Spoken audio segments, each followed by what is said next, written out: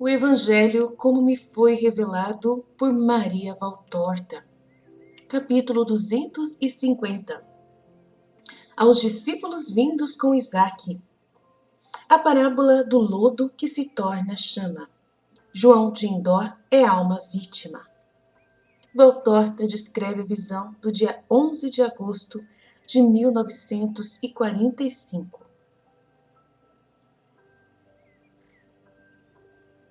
É justamente às margens da profunda torrente que Jesus vai encontrar Isaque com muitos discípulos, conhecidos e desconhecidos.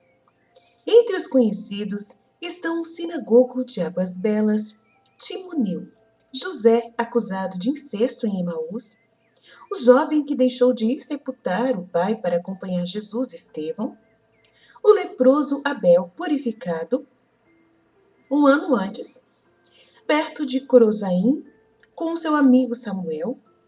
Aí está também aquele barqueiro de Jericó, Salomão, e muitos outros que eu reconheço, mas dos quais não me recordo absolutamente do lugar onde os vi, nem de seus nomes.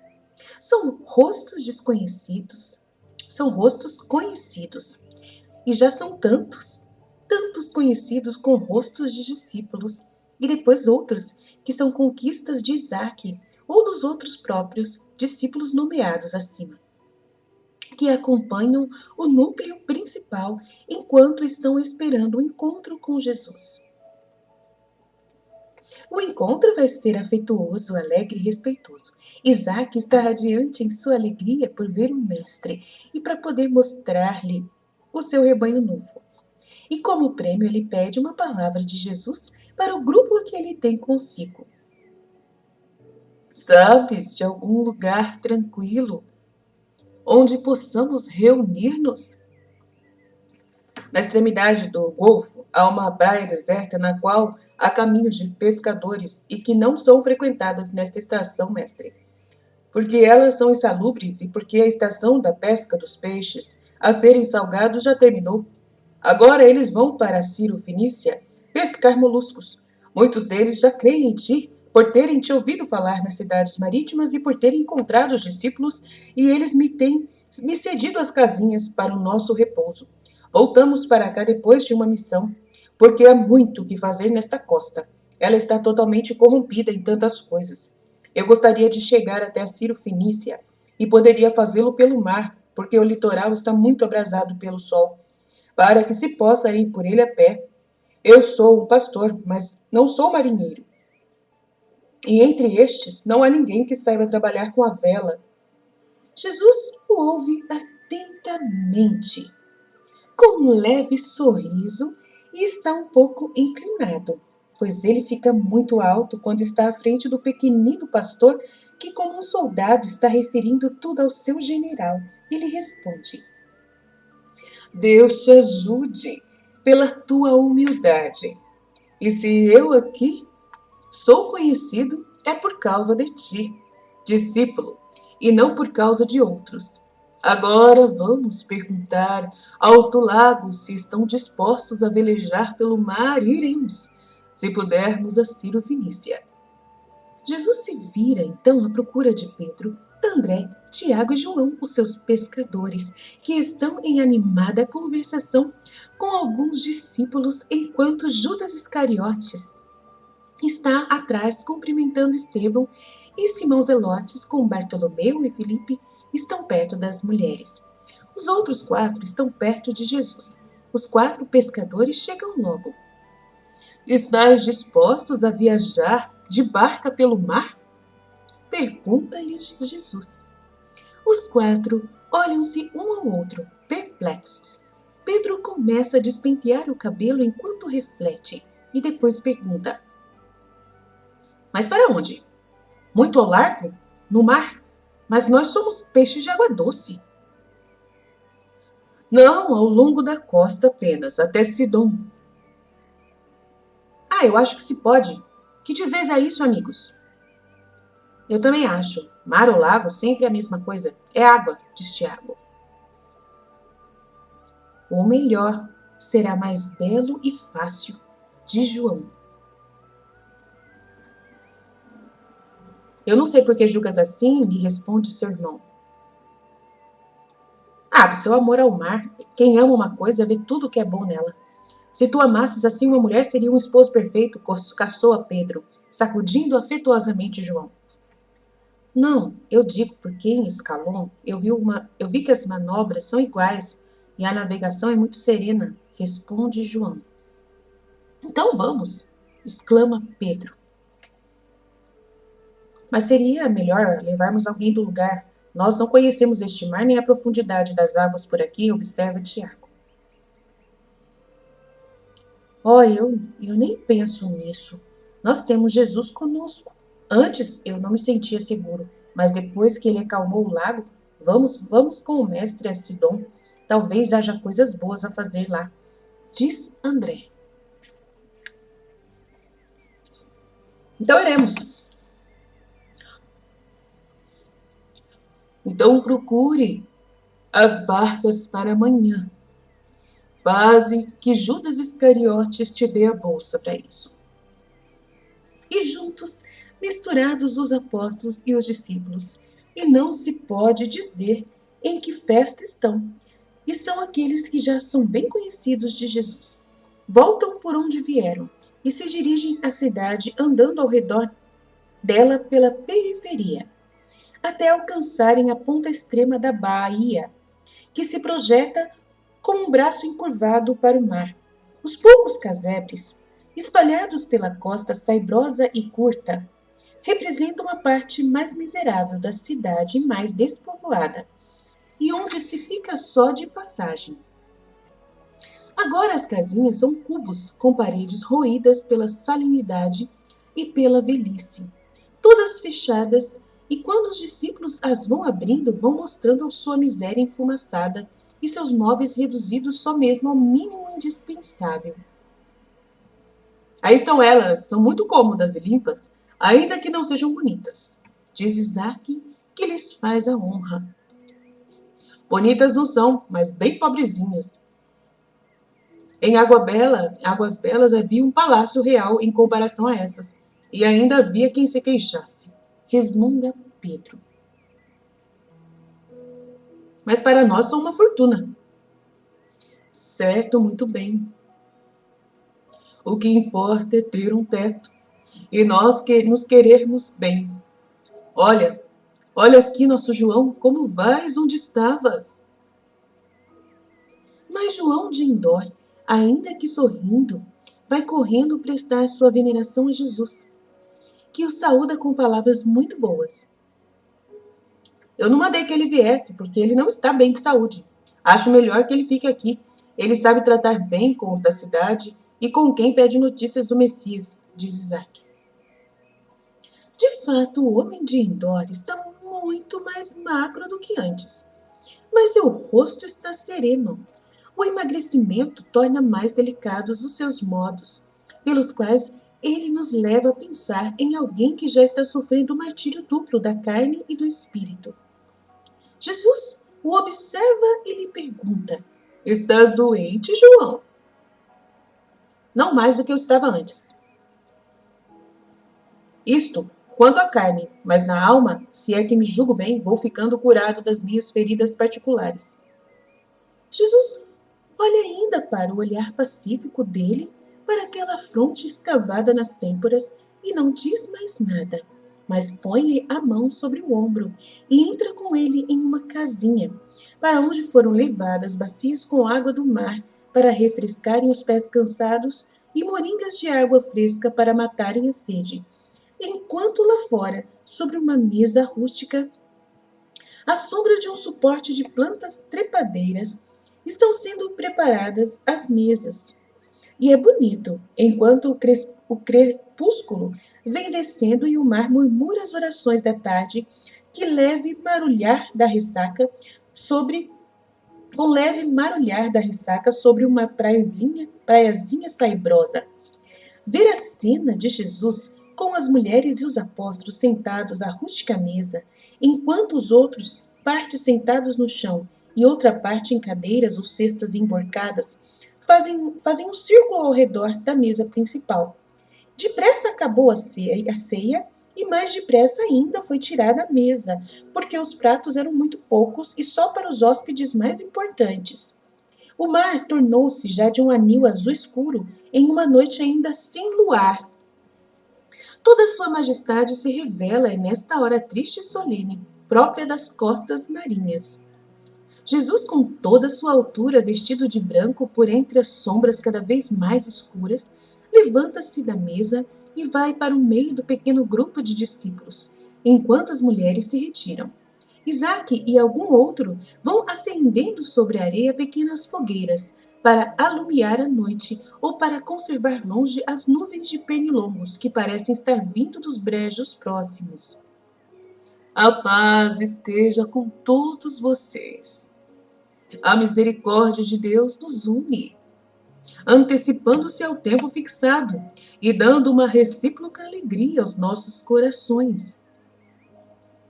Eu observo todos estes vossos corações moralmente bons, como demonstra o fato de estardes aqui à minha espera para que eu vos forme, espiritualmente ainda imperfeitos, como demonstra certas reações vossas que mostram como em vós ainda perdura o velho homem de Israel, com todos os seus conceitos e preconceitos de sempre, e ainda não saiu disso. Como a borboleta sai da larva o homem novo, o homem do Cristo, que do Cristo recebe a ampla, a luminosa e misericordiosa mentalidade nova, e ainda mais ampla do amor, da verdadeira caridade. Mas não vos sintais molestados pelo que eu digo. Se eu vos perscrutei e os observei cada um, e vos li em todos os vossos segredos. O mestre deve conhecer os seus alunos para poder corrigi-los em seus defeitos. E podeis crer-me, se ele é um bom mestre, não fica aborrecido com os mais defeituosos, mas, pelo contrário, para ele se inclina mais, a fim de melhorá-los. E vós sabeis que eu sou um bom mestre. E agora, vamos ver juntos essas reações e esses preconceitos. Procuremos considerar juntos o motivo pelo qual aqui estamos e a alegria que este fato de estarmos juntos nos dá. Saibamos bem dizer ao Senhor que sempre do bem de alguém em particular obtém também um bem coletivo.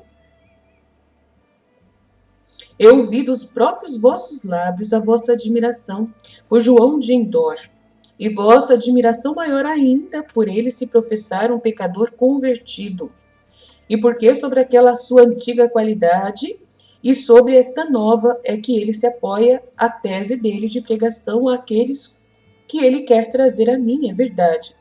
Ele era um pecador, agora é um discípulo. Muitos de vós já vieram ao Messias por meio dele. Vede, pois, que justamente com aqueles meios que o velho homem de Israel desprezaria, é que Deus cria um novo povo de Deus. Agora eu vos peço que deixeis de serem críticos, de julgar pelo que a pessoa já foi. É um juízo doentio. E agora a presença de uma irmã, que o velho Israel não compreende. Como possa ser minha discípula? Por isso eu ordenei que as mulheres fossem descansar, mas não foi somente o desejo de dar-lhes repouso, mas o de poder dar-vos uma santa avaliação do que é uma conversão, e de impedir que cometais pecado contra a caridade e contra a justiça para com essa irmã. Foi essa a razão pela qual dei aquela ordem, que certamente entristeceu elas. Maria de Magdala, a grande pecadora, conhecida de todos vocês de Israel, a quem não tinha desculpas para o seu pecado, voltou para mim, para Deus. E de quem haverá ela de esperar fé e misericórdia, senão de Deus e dos servos de Deus? Todo Israel e com Israel, os estrangeiros que estão entre nós, aqueles que bem a conhecem e a julgam com severidade, agora que ela não é mais cúmplice deles em suas defacidões e pecados, eles criticam esta ressurreição e zombam dela. Ressurreição, essa é a palavra mais exata. Ressuscitar uma carne contaminada. não é o maior milagre. Este é um milagre sempre relativo, porque é destinado a ser um dia anulado pela morte. Eu não dou imortalidade ao que ressuscitou na carne apenas, mas dou eternidade ao ressuscitado no espírito. E enquanto um morto na carne não une a sua vontade de ressurgir à minha vontade, e por isso não existe mérito de sua parte. No ressuscitado no espírito está presente a sua própria vontade humana, e ela é até a primeira a estar presente. Por isso, não está ausente o mérito do ressuscitado que decide por si me escolher e escolher o caminho certo, por fé. Não vos digo isto para justificar-me, somente a Deus devo prestar contas das minhas ações, mas vós sois os meus discípulos. Os meus discípulos hão de ser os segundos Jesuses. Não deve haver neles nenhuma ignorância e nenhuma daquelas inveteradas culpas de criticar e julgar o próximo, pelas quais muitos estão unidos a Deus somente de lábio, e não de verdadeiras intenções para com Deus. Porque Deus não critica e não julga. Tudo é capaz de boas ações, até as coisas aparentemente menos aptas para sê-lo. Quando uma matéria se apresenta à vontade de Deus, ainda que fosse a mais inerte, gelada, suja, pode transformar-se em movimento, chama e beleza pura. E aí eu vos cito uma comparação tirada do livro de Macabeus 2, Macabeus 1, 18 a 36. Quando Neemias foi reenviado pelo rei da Pérsia a Jerusalém, ele, sacerdote, veio para o templo reconstruído e no altar purificado quiseram se oferecer os sacrifícios.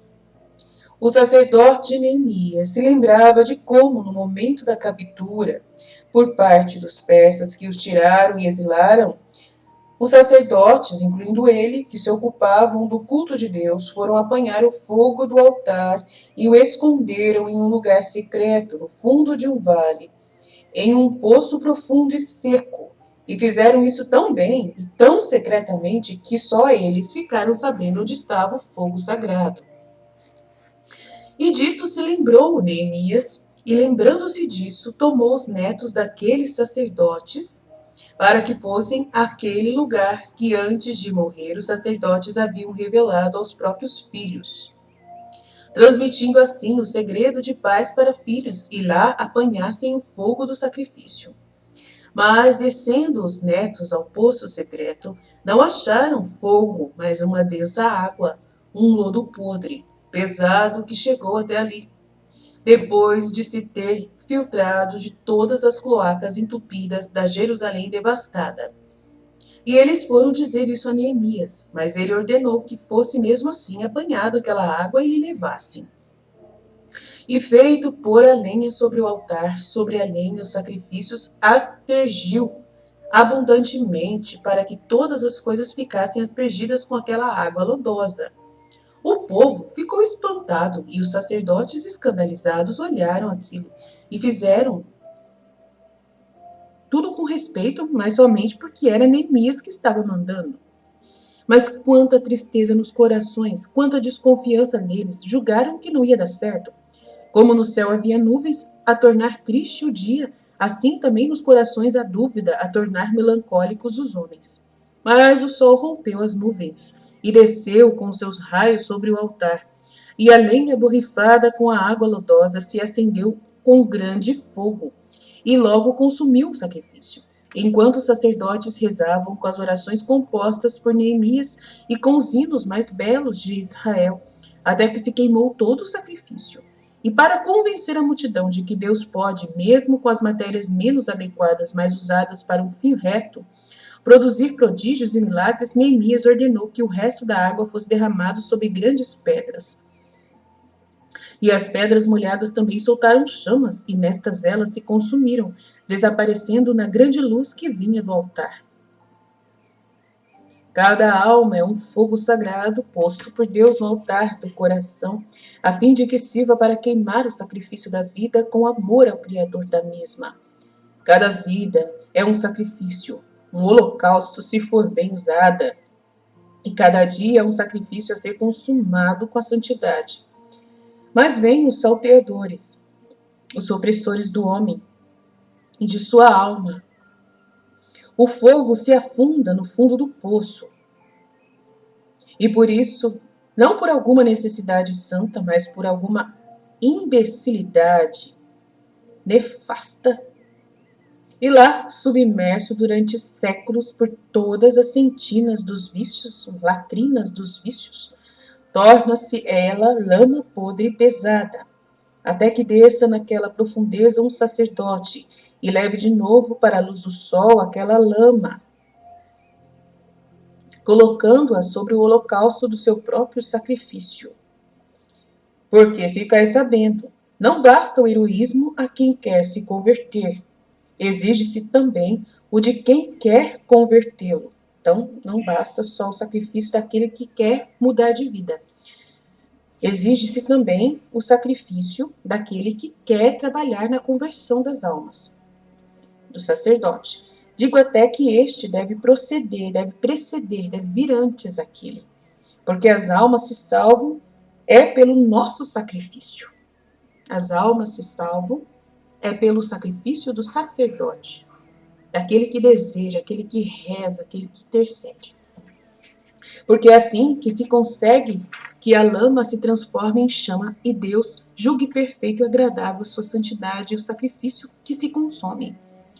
É então que, não bastando ainda para convencer o mundo que uma lama arrependida é ainda mais ardente do que o fogo comum, ainda que seja fogo consagrado, pois o fogo comum só serve para queimar lenha e vítimas, isto é, matérias adequadas para serem queimadas. Eis que esta lama arrependida se torna mais poderosa, que acende até queima as pedras, que são materiais incombustíveis.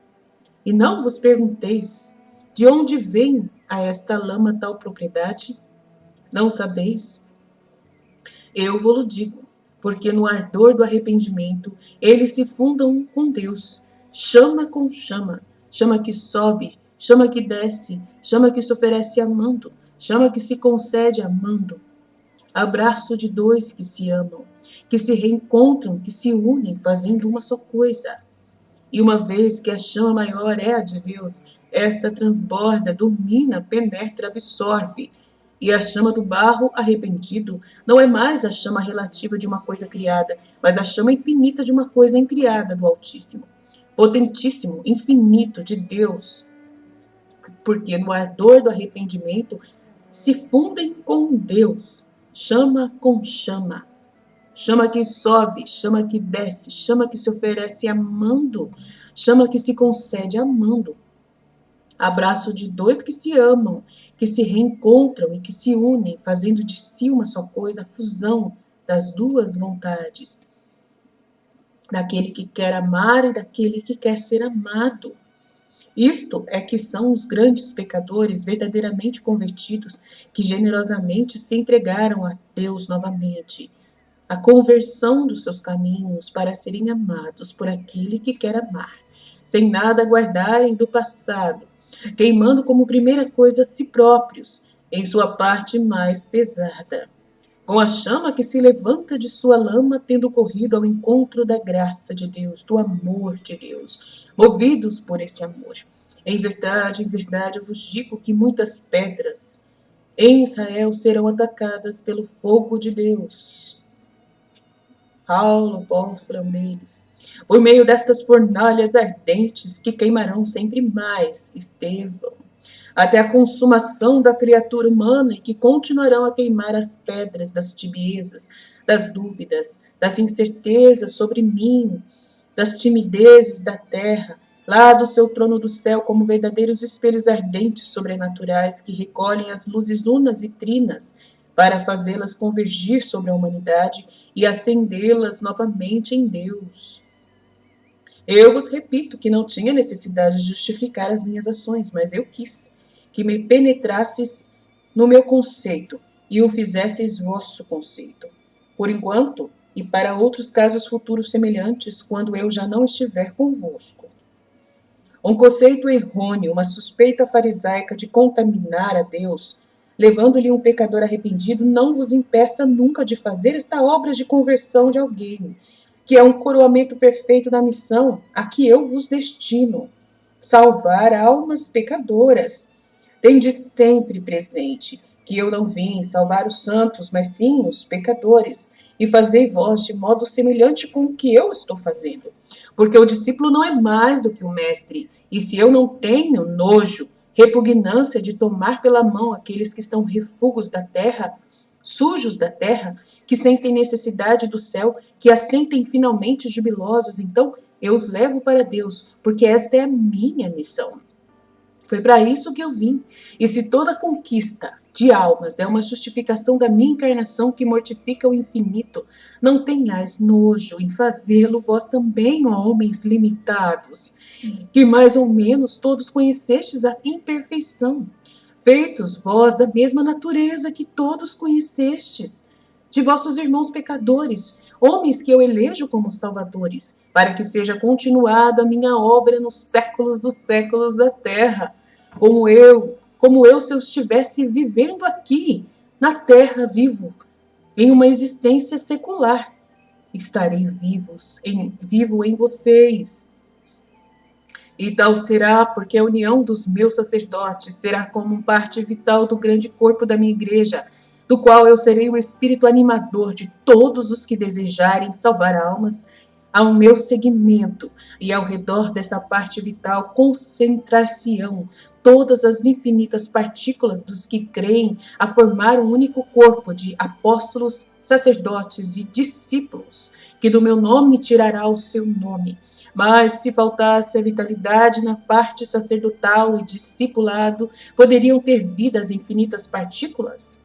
É verdade que eu, enquanto estou aqui, poderia estender a minha vida até as partículas mais longínquas, deixando de lado as cisternas e os canais entupidos e inúteis, que opõem resistência, com sua vontade humana, ao ministério deles.